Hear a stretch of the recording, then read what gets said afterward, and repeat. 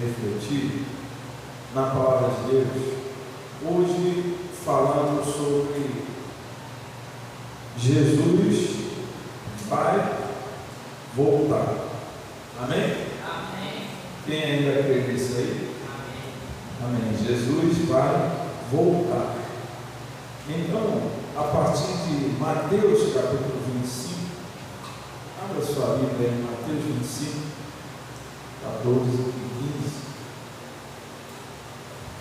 Mateus 25, nós vamos refletir a partir da parábola dos talentos. Nós vamos refletir sobre algumas questões e a volta do nosso Senhor nesta noite. Mateus 25, escolhe para o nome de Jesus, em reverência à palavra de Deus. Mateus 25, versículo 14, versículo 15. E após os irmãos, mantenham sua Bíblia aberta, suas Bíblias, porque nós vamos ler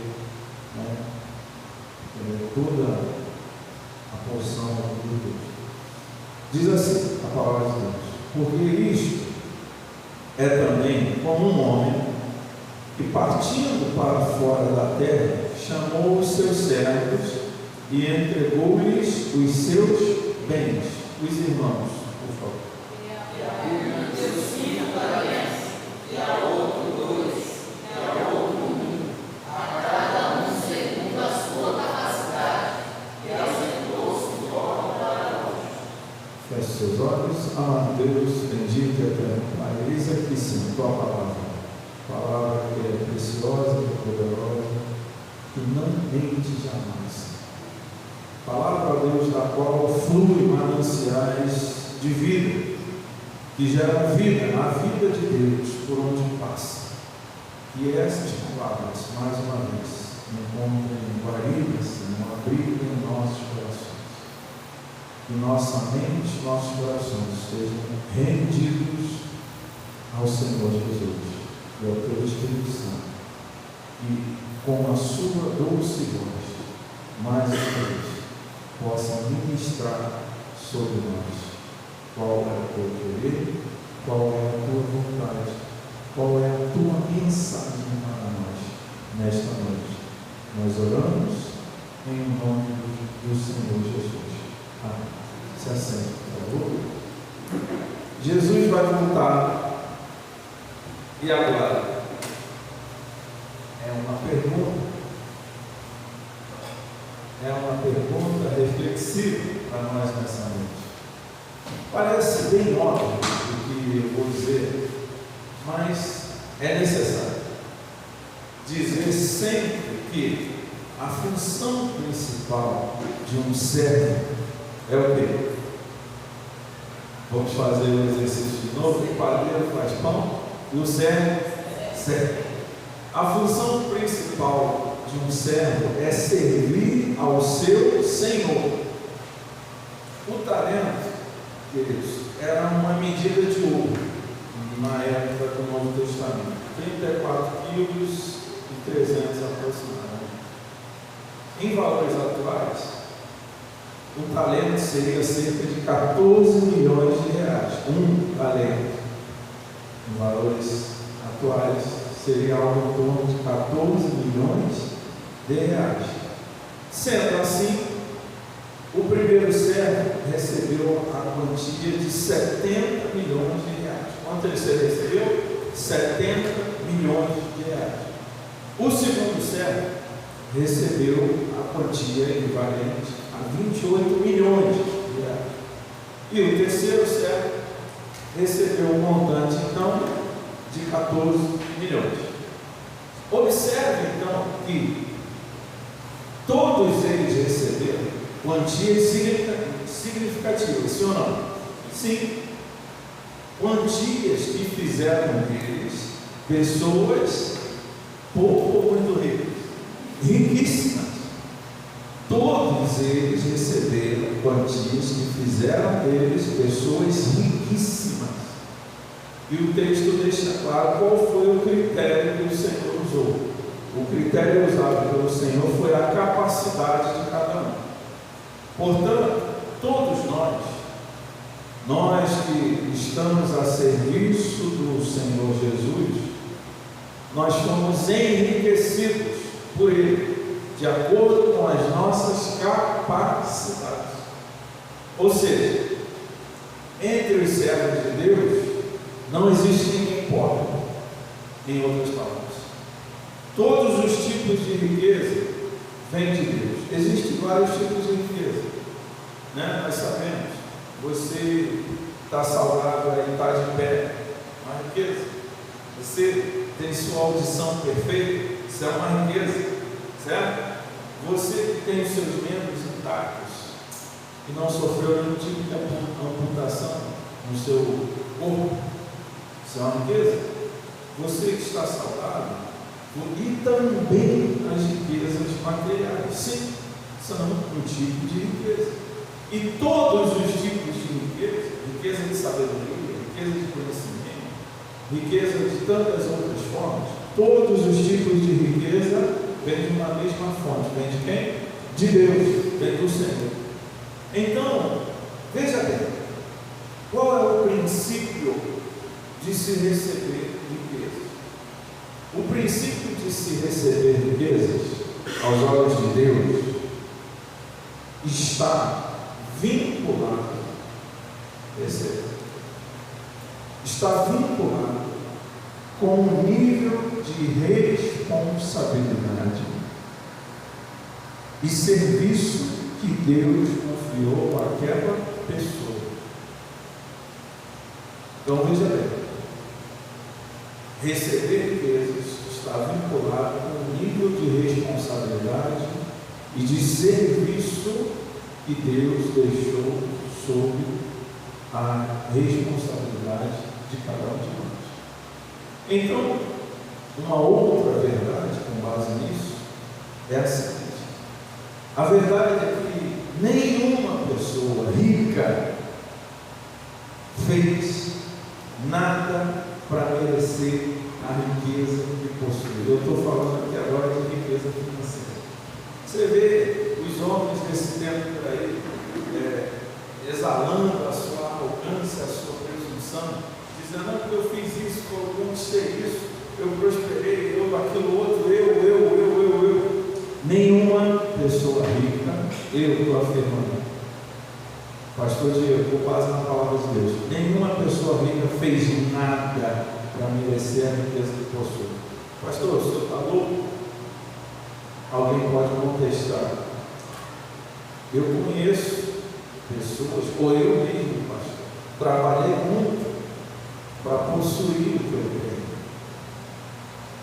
Ok, mas você há de concordar comigo, ainda mais num país como o nosso, você há de concordar comigo que outras bilhões de pessoas no mundo inteiro também trabalham muito, apesar de trabalharem muito, até recentemente,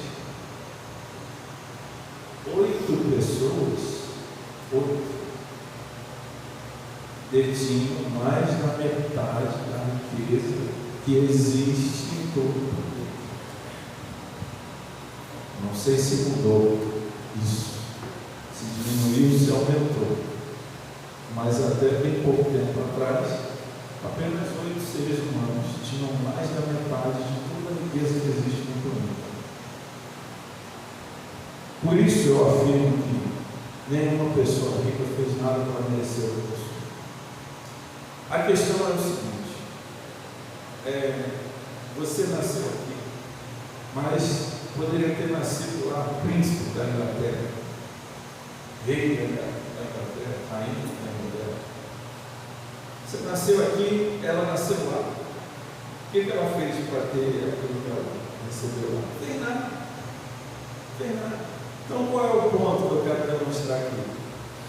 É que as riquezas vêm de Deus.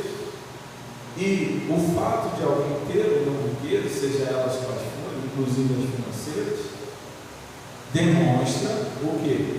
Que Deus entregou para aquela pessoa um serviço que aquela pessoa deve prestar.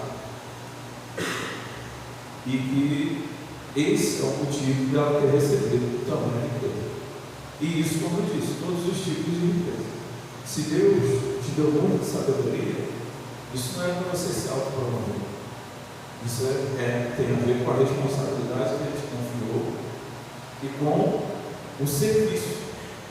Por meio dessa riqueza de sabedoria que Deus te deu, você servir as outras pessoas. É assim que funciona. Então veja bem, agora observa o seguinte: se nós chegássemos aqui, e eu já fiz essa abertura aqui, então vocês já estão cientes, né? Mas veja bem, se você chegar, qualquer um de nós, se nós chegarmos para as pessoas e perguntarmos assim: olha só, eu tenho 3 tipos de riquezas para te dar: 70 milhões, 28 milhões ou 14 milhões. E a gente perguntasse assim para a pessoa: qual que você quer? Qual vai ser a resposta? A maior. Não é a maior? A maior. A tendência das pessoas é receber o máximo possível quando a gente fala apenas da parte das riquezas. Agora veja bem, todos desejariam receber 5 talentos de 70 milhões. Mas com o ensinamento do Senhor Jesus, traz a riqueza, como eu disse, vinculada à responsabilidade e serviço. Ou seja, você recebe a riqueza, mas junto com ela vem um rebote, responsabilidade, e vem outro rebote chamado de serviço. Como o Senhor Jesus ensinou isso, eu vou dar riquezas para vocês, mas junto com elas vem responsabilidade e serviço.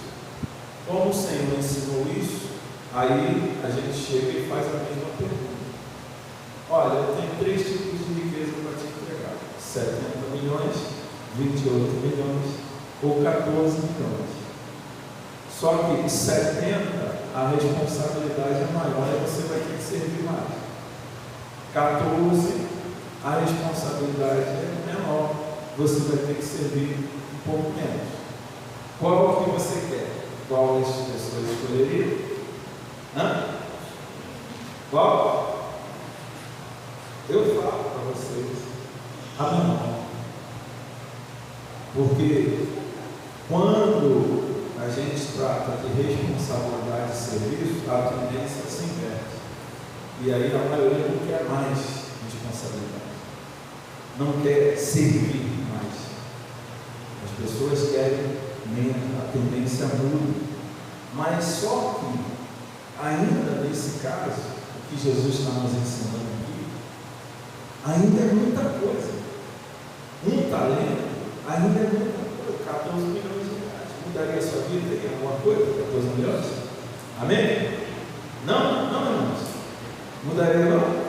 Então, veja bem, o reino de Deus, no reino de Deus, portanto, quanto mais ricos nós somos, o que Jesus está nos ensinando?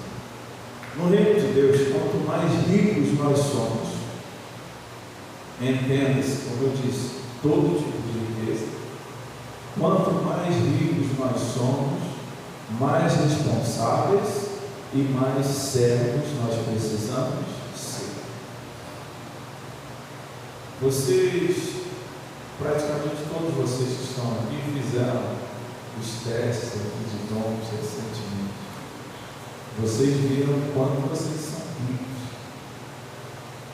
Porque todos esses dons que nós temos, eles não têm preço. A gente não pagou nada por eles e nem tem como vendê-los. Certo? Então, veja bem, quanto mais ricos o Senhor nos faz, mais responsáveis nós precisamos ser, mais sérios nós precisamos ser.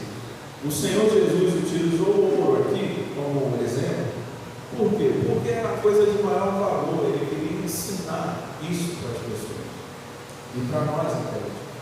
era a coisa de maior valor que as pessoas conheciam, era o ouro.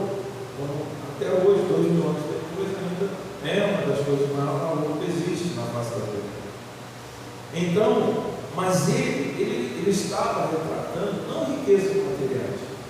Eu só estou mencionando isso aqui, os valores, fazendo o que o Senhor fez, usando exemplos de valores financeiros, porque ele queria chamar a atenção das pessoas para algo de extremo valor que ele estava ali colocando diante deles, ensinando para eles. E é o que eu desejo fazer também nessa noite. Ele estava retratando riquezas eternas, riquezas espirituais. Por quê? Porque o nosso Deus é eterno. Amém? A Bíblia diz que ao Deus eterno, imortal, invisível, ao Deus único, seja a glória pelos séculos dos séculos. Nosso Deus é o eterno, ou é o ouro. Então, um Deus eterno como o nosso, ele só enxerga valor naquilo que também é eterno. Por isso tem muita coisa que tem valor para a gente, não é que não tenha valor, tem valor para nós, mas para Deus não tem. Certo? Não tem valor para a gente. É legal para a gente, mas para Deus. Deus é eterno. Quando Deus olha dos céus, do alto do seu trono, para a humanidade, para esse mundo, para esse universo, ele só enxerga uma coisa de real valor: as vidas das pessoas, as almas dos homens. Então, todos aqui, todos vocês aqui, nessa noite, são servos do Senhor. Todos aqui, sendo servos, também são ricos, porque essa é uma outra lição que a palavra nos ensina, que a todos os seus servos o Senhor enriqueceu. Não tem nenhum servo do Senhor pobre. Se você se enxerga como pobre, você precisa ampliar a sua compreensão do que é ser rico, segundo a palavra de Deus, ou de tantas quantas riquezas ou formas de riquezas existem. Então, todos aqui são servos, todos aqui, consequentemente, são ricos, não de dinheiro, né? Que traça, ferrugem e corrói, mas são ricos de riquezas de valor eterno. Nós somos ricos de uma riqueza que possui valor eterno. Não um cruzeiro, nem um cruzado novo, que valeu alguma coisa e depois não valeu mais nada. Não como o real, que hoje está aí quase 7 para 1 em relação ao dólar, altamente desvalorizado. Não.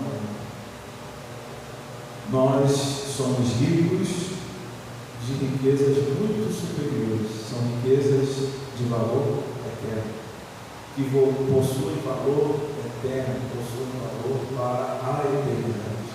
Então, o que define você, o que define se você, se eu, se nós somos servos bons ou maus, é a maneira como nós administramos e aplicamos a riqueza que nos foi confiada. Deus te confiou em Deus. Você é rico em alguma coisa. Você tem dons, você tem habilidades. Você sabe fazer coisas muito bem, você tem facilidade para muitas coisas. Você sabe disso.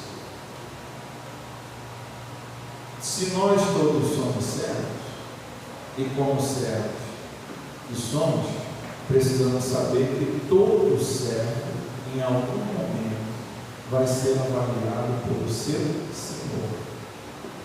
Se nós todos somos servos, isso significa que todos nós seremos o quê? Avaliados pelo Senhor um dia. E aí surge a questão, e a questão é: se todos somos servos, se todos seremos avaliados, quantos serão aprovados por ele? Quantos servos serão aprovados pelo Senhor quando forem avaliados pelo Senhor Jesus? Vamos ler o segundo trecho aqui, do versículo 16 ao versículo 26, responsivamente. Diz assim: e tendo ele partido, o que recebera 5 talentos, negociou com eles e granjeou outros 5 talentos. Os irmãos.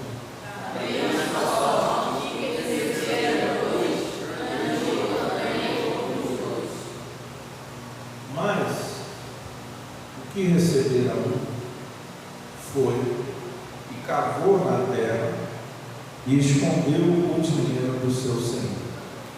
E muito tempo depois veio o Senhor daqueles servos e fez contas com eles. Então aproximou-se o que recebera 5 talentos e trouxe outros 5 talentos, dizendo: Senhor, entregaste-me 5 talentos. Eis aqui outros 5 talentos que granjeei com eles. E o seu Senhor lhe disse: bem está, servo bom e fiel. Sobre o pouco foste fiel, sobre o muito te colocarei. Entra no gozo do teu Senhor. E chegado também o que tinha recebido 2 talentos, disse: Senhor, me entregaste-me 2 talentos. Eis aqui, com eles granjeei outros 2 talentos. Disse o Senhor: bem está, servo bom e fiel. Sobre o pouco foste fiel, sobre o muito te colocarei.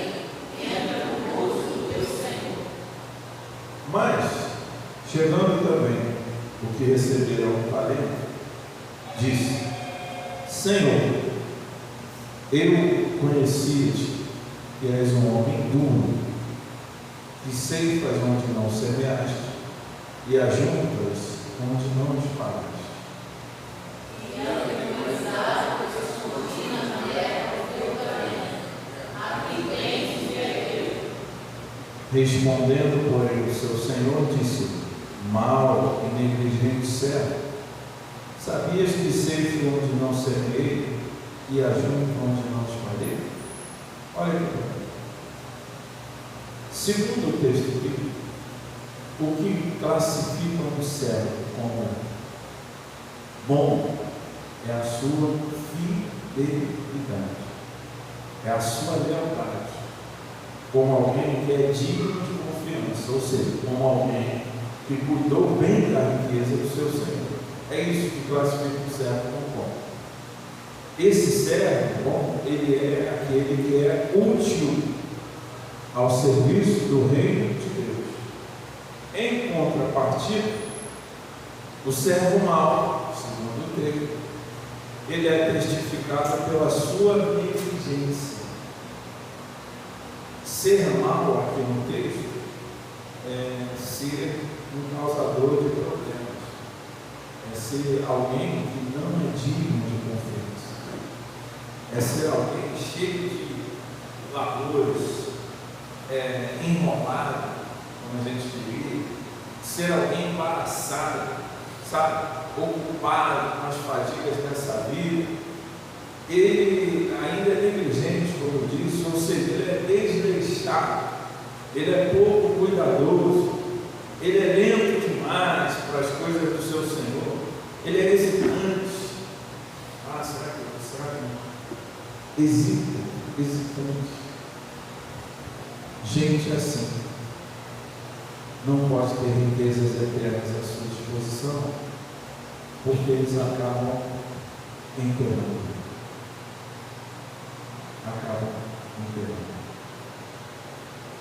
E aí, a pergunta, a reflexão que nos cabe nesta noite, diante dessa palavra, é a seguinte: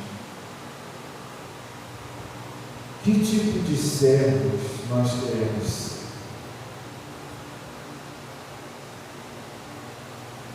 Bom ou não? fiel ou negligente, aprovado ou reprovado pelo Senhor Jesus.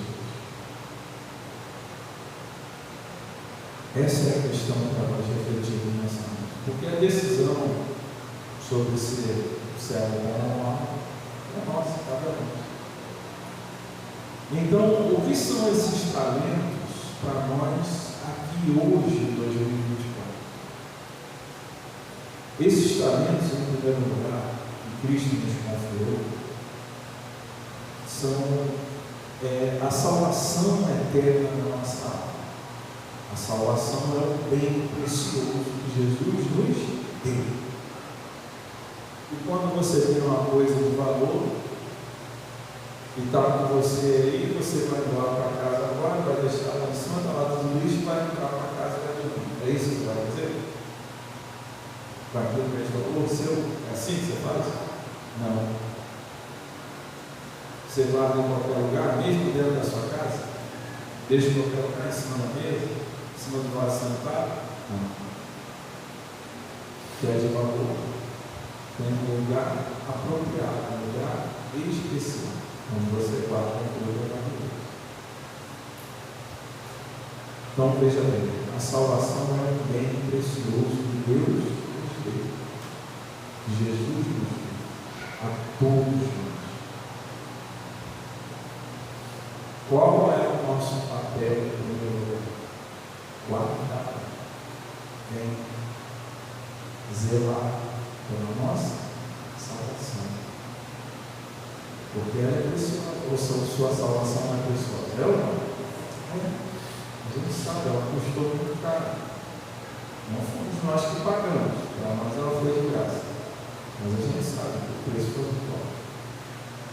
Então, Deus, veja bem, esses talentos que Jesus nos deu, hoje, em primeiro lugar, representam isso, a salvação da nossa alma. Inclusive, fazendo um parênteses aqui, quarta-feira, no culto de doutrina, eu vou falar sobre a teologia do corpo, sobre como o seu corpo glorifica ou desonra a Deus, sobre como nós podemos usar o nosso corpo físico, que eu estou falando, para honrar ou para envergonhar o nosso Senhor. Fecha parênteses, quarta-feira no culto de doutrina. Então, a salvação eterna da nossa alma, esses talentos representam. E em segundo lugar, esses talentos representam os dons concedidos pelo Espírito Santo.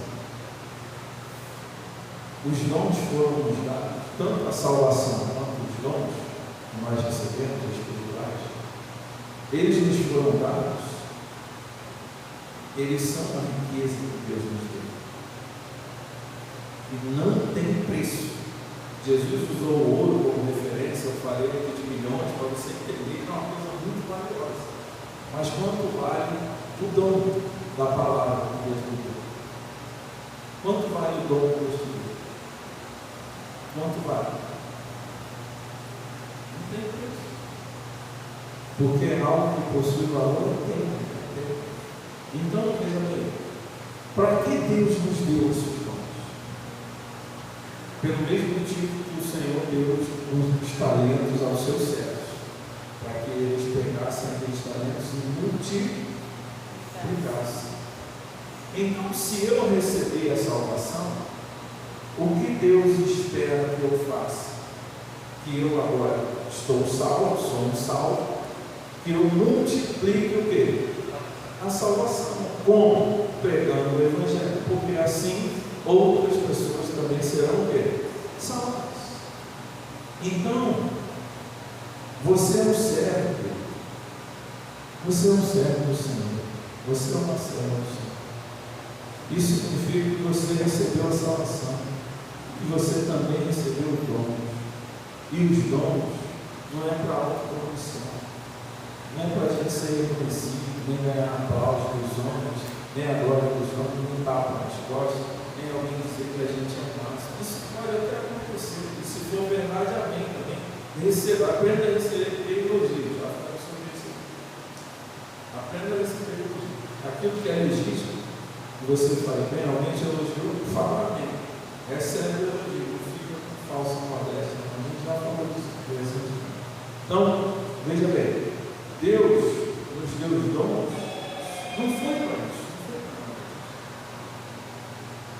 Deus nos deu os dons para que nós possamos servir ao corpo de Cristo, que é a sua igreja. Então o Senhor finaliza, e aqui eu também quero finalizar, nos versículos 29 e 30, diz assim: porque a qualquer que tiver, será dado, e terá em abundância, mas ao que não tiver, até o que tem será tirado.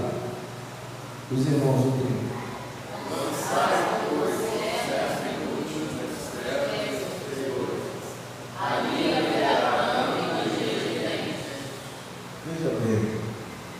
Veja bem a seriedade do que Jesus está ensinando aqui. Ele está ensinando que haverá recompensa ao servo bom e fiel.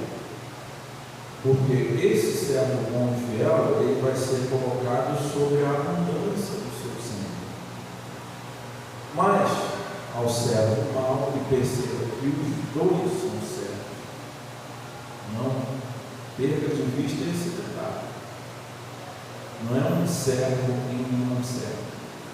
Ambos são servos. Só que é um servo bom e fiel, e o outro, o Senhor classificou como um servo mau, porque ele foi negligente. E esse servo mau, esse servo que é inútil, que é negligente, esse servo, o Senhor está nos ensinando, ele vai perder tudo. Ele vai perder até o que ele tinha antes. Ele vai ficar sem nada. Ele receberá a disciplina de Deus. Veja a seriedade dessa palavra. E aí, irmãos, nós chegamos à nossa conclusão, à nossa reflexão mais profunda desta noite. Qual desses servos nós queremos ser quando Jesus volta? Porque Jesus vai voltar. Amém? Quando Jesus voltar, nós estivermos face a face diante dele. Qual desses nós queremos ser? Perceba que na parábola aqui dos talentos, as quantidades que os servos receberam foram diferentes. Foram 5, 2, 1. Mas as recompensas foram iguais. O que recebeu 5 e o que recebeu 2 tiveram a mesma recompensa. Os dois ouviram a mesma coisa do seu Senhor, servo bom e fiel.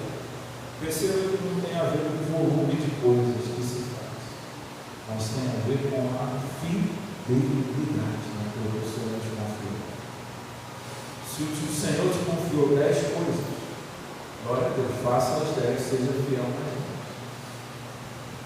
Mas se Ele te confiou uma, seja fiel nessa uma aí, porque você vai receber a mesma recompensa daquele que é fiel do resto.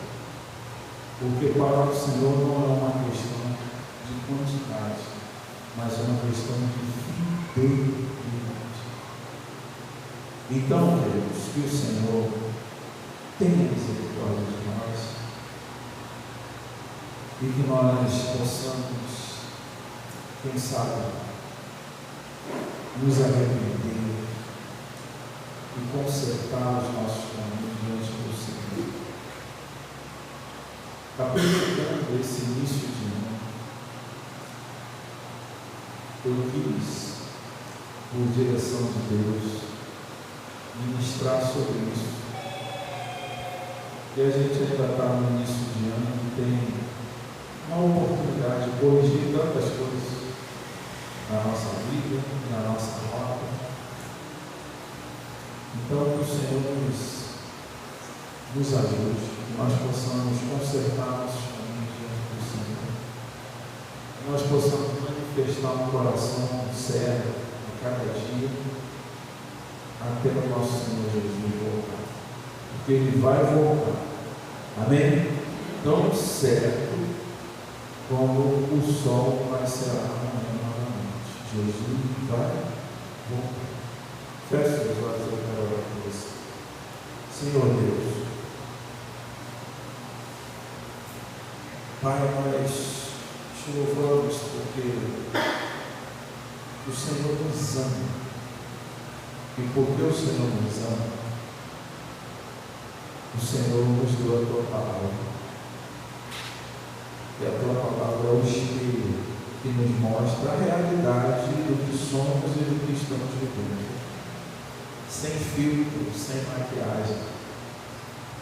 Para que nós possamos ver, observar onde estamos errando e no que precisamos mudar e corrigir as nossas atitudes, nossas ações, nossas rotas, em nome de Jesus. E Senhor Jesus, nosso Salvador, aquele sobre o qual nós dizemos: Maranata, vem, Senhor, porque nós amamos a tua vinda, nós ansiamos por ela, e nós queremos que ela se aproxime. E nós estamos aqui preparando o caminho para o Senhor, para que quando o Senhor chegar, haja uma multidão de servos e servas do Senhor aqui na vida do céu, salvos, lavados e remidos pelo sangue do Senhor Jesus aqui nessa localidade. Essa é a nossa missão, essa é a tarefa que o Senhor nos confiou aqui nesse lugar. Esse é o motivo desta igreja ter sido plantada pelo Senhor há mais de uma década. Esse é o motivo pelo qual ela ainda está de pé e permanecerá, porque o Senhor é fiel para sustentar. Senhor, usa-nos, Senhor. Nós somos os servos que estão aqui nessa agência do teu reino nesse tempo. Nós somos aqueles a quem dizemos ao Senhor: usa-nos, eis-nos aqui, Senhor. Usa-nos para a tua glória absoluta. Que nós não sejamos reprovados pelo Senhor na tua vida. Que o santo temor do Senhor possa vir sobre nós e nos conduzir a uma vida mais santa diante de ti, mais consagrada ao Senhor, mais dedicada, mais comprometida. Que nós possamos, em nome de Jesus, entender, de uma vez por todas, que esse mundo e as coisas desse mundo não significam absolutamente nada, porque o mundo vai passar e a sua concupiscência. Mas a promessa da vinda do Senhor permanece para sempre e ela há de se cumprir, como a tua palavra nos diz. E como nós ansiamos por esse dia, Senhor. O dia em que o Senhor descerá das nuvens do céu, com poder e glória, e nós iremos ao encontro do Senhor. Oh Senhor, que dia bendito, e essa é a bendita esperança da tua igreja. Obrigado, Senhor. Muito obrigado, Senhor. Em nome de Jesus. Queridos,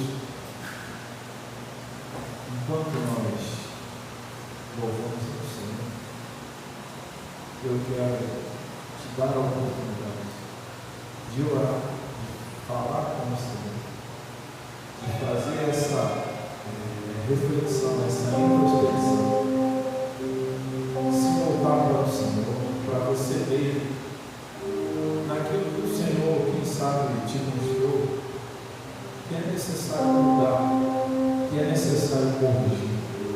na sua vida. Em nome de Jesus.